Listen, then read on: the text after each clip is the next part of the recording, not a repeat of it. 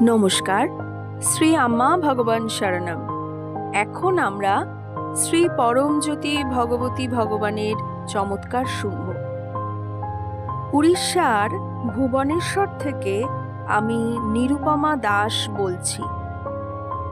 আমি আমার জীবনে শ্রী পরমজ্যোতি ভগবতী ভগবানের প্রত্যক্ষ উপস্থিতি নিরন্তর অনুভব করি।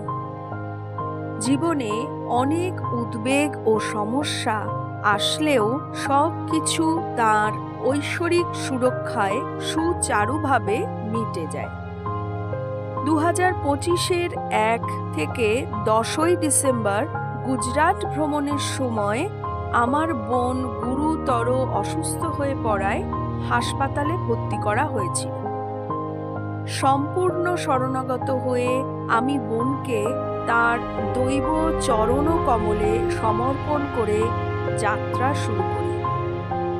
অপার দৈব অনুগ্রহে আমি চলে যাওয়ার পরপরই বোনের অবস্থা স্থিতিশীল হয়ে দাঁড়ায়।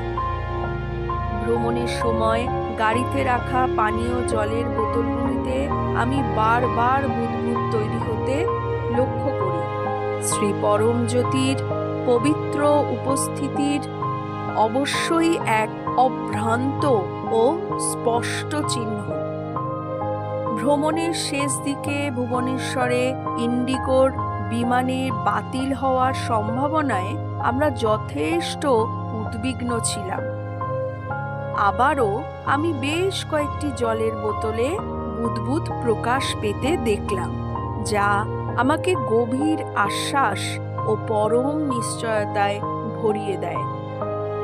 চমৎকারিকভাবে আমাদের বিমানটি যা বাতিল হতে চলেছে এমনই প্রত্যাশিত ছিল, নির্ধারিত সময়সূচি অনুসারে যাত্রা শুরু করে এবং আমরা নিরাপদে বাড়ি ফিরে আসি।